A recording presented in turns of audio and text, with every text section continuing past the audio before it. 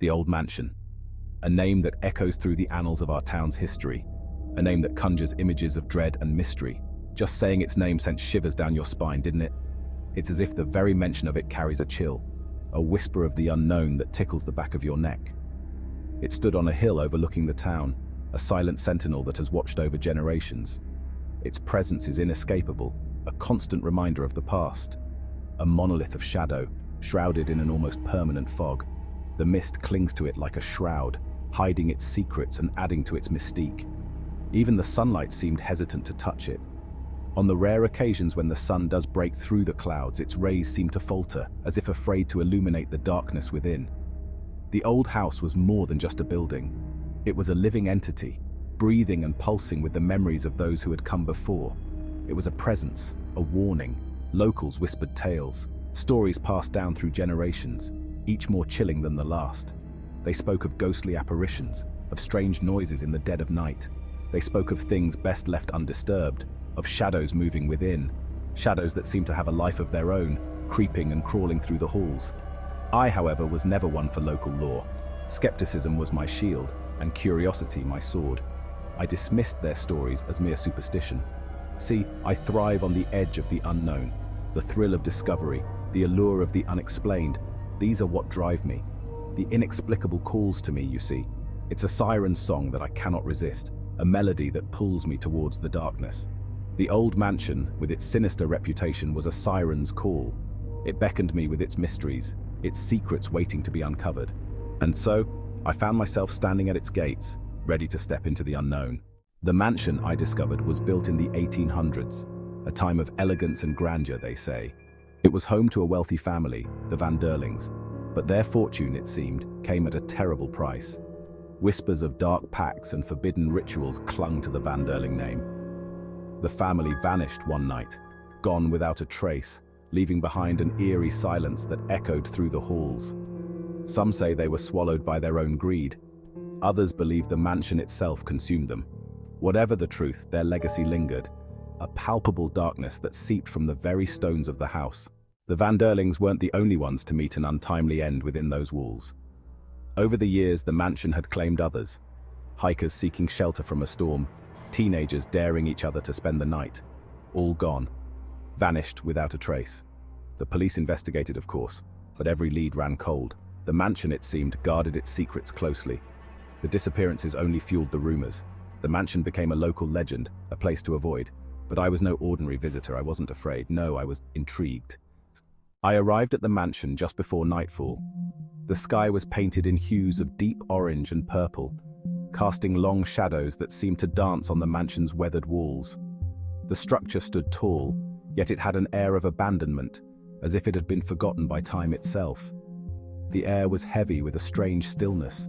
A thick fog began to roll in, enveloping the mansion and the surrounding grounds in a ghostly shroud. It was as if the fog itself was alive, moving with an eerie purpose, as if the world itself was holding its breath. The silence was deafening, broken only by the occasional rustle of leaves or the distant call of a nightbird. It felt like stepping into another realm, one where time stood still and the past lingered just out of reach. The iron gates creaked open with a groan. The sound echoed through the stillness, a haunting reminder of the mansion's long-forgotten past. Each step I took seemed to amplify the sense of foreboding that hung in the air, sounded almost like a warning. The creaking of the gates was like a voice from the past, urging me to turn back. But curiosity got the better of me. I ignored it, of course. Driven by an inexplicable urge to uncover the secrets hidden within those walls, I pressed on. The path ahead was overgrown with weeds and vines, a testament to years of neglect. I stepped onto the overgrown path and made my way to the front door. Each step was a journey into the unknown, the crunch of gravel underfoot the only sound in the oppressive silence. Inside, dust lay thick on every surface. It was as if the house had been frozen in time, untouched by human hands for decades. The air was musty, filled with the scent of decay and forgotten memories. Cobwebs clung to the high ceilings. They draped like ghostly curtains, swaying gently in the draft that whispered through the cracks in the walls. It was a place where the past and present seemed to collide. The air was cold, heavy. It pressed down on me, making it hard to breathe. Each room I entered felt like a step deeper into the mansion's dark history. I walked from room to room, each one as empty and decaying as the last. The walls were lined with peeling wallpaper, and the floors creaked underfoot. It was a place that had seen better days, now reduced to a shadow of its former glory. Yet I felt a presence. It was an intangible feeling, like being watched by unseen eyes. The hairs on the back of my neck stood on end, and a chill ran down my spine. A coldness that sent shivers down my spine. It was a bone-deep chill, one that seemed to seep into my very soul. I couldn't shake the feeling that I was not alone. And then, I saw it. A faint, shimmering light in the distance. It was barely perceptible at first. A mere glimmer in the darkness. A faint, shimmering light in the distance. It seemed to pulse with an otherworldly energy, casting eerie shadows on the walls. It was both mesmerizing and terrifying. It flickered in the darkness, beckoning me forward. I felt an irresistible pull, as if the light held the answers to all the questions that had brought me to this forsaken place. With a deep breath, I took a step towards the light, ready to uncover the mysteries that awaited me. Section 5. A Night of Exploration. The light led me to the old library. Bookshelves lined the walls, crammed with dusty volumes. In the center of the room stood a grand mahogany desk. The air here felt heavier, colder. I could hear the faint sound of whispers, just on the edge of hearing. I ran my hand along the spines of the books. Each one felt ice cold to the touch. I pulled out a volume at random. Its pages were filled with strange symbols and diagrams. I couldn't decipher the language, but I could feel a dark energy emanating from the pages. Section 6. The Locked Room. As I continued to explore, I came to a door. It was locked, bolted from the inside. I tried the handle, but it wouldn't budge. I peered through the keyhole, but all I could see was darkness. What was in that room, and why was it locked?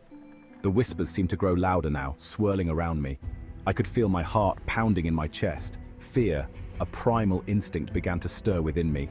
But it was too late to turn back. I was already in too deep. Section 7.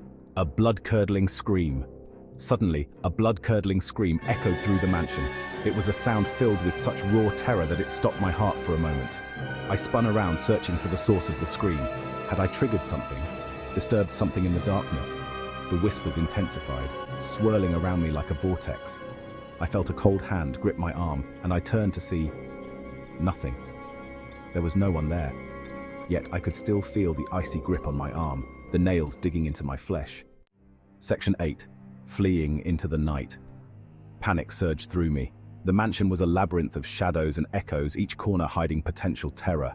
My breath came in ragged gasps as I tried to navigate the maze of hallways and rooms, each one more sinister than the last. I had to get out. The walls seemed to close in on me, the air thick with an oppressive sense of dread. Every creak of the floorboards, every distant whisper, sent shivers down my spine. I ran blindly through the mansion, my heart pounding in my ears. The corridors twisted and turned, each one looking the same, making it impossible to tell if I was making any progress. My only thought was to escape, to find a way out of this nightmare. The whispers followed me, mocking my fear. They seemed to come from everywhere and nowhere, a constant reminder that I was not alone. The shadows danced on the walls, taking on shapes that seemed almost human, but not quite. I could hear footsteps behind me, heavy and slow. They echoed through the empty hallways, a relentless reminder that something was following me. I dared not look back, fearing what I might see. But each time I turned, there was nothing there. The flickering lights cast eerie shadows, playing tricks on my mind. Was it my imagination, or was something really there, just out of sight? I finally found the front door and stumbled out into the night. The door creaked ominously as it swung open, as if reluctant to let me go. The night air was a stark contrast to the stifling atmosphere inside the mansion. The cool air hit me like a slap, bringing me back to my senses. I gasped, filling my lungs with the fresh, crisp air. It was a small comfort, but it reminded me that I was still alive, still capable of escaping. I didn't stop running until I reached my car. My hands trembled as I fumbled with the keys, desperate to put as much distance between myself and the mansion as possible. The engine roared to life, and I sped away, the tires screeching on the gravel driveway. As I drove away, I could see the mansion silhouetted against the moonlit sky. It loomed in the distance, a dark and foreboding presence that seemed to watch me go. The windows glowed faintly, like malevolent eyes following my every move.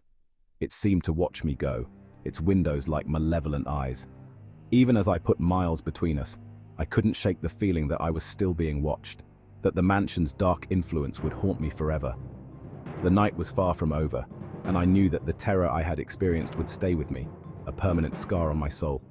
Section 9. The Mansion's Grip. I never went back to the old mansion, but I could never quite shake the feeling that I had brought something back with me.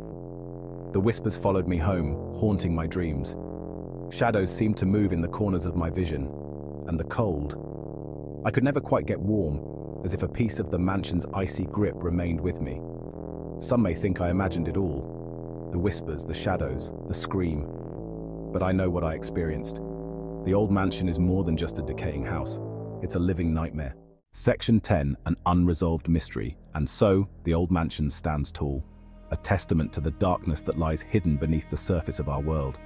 It is a place of mystery and terror, where the veil between our world and the next wears thin, a place where some secrets are best left buried forever. But there is one question that still haunts me deeply. Who was it that screamed that night?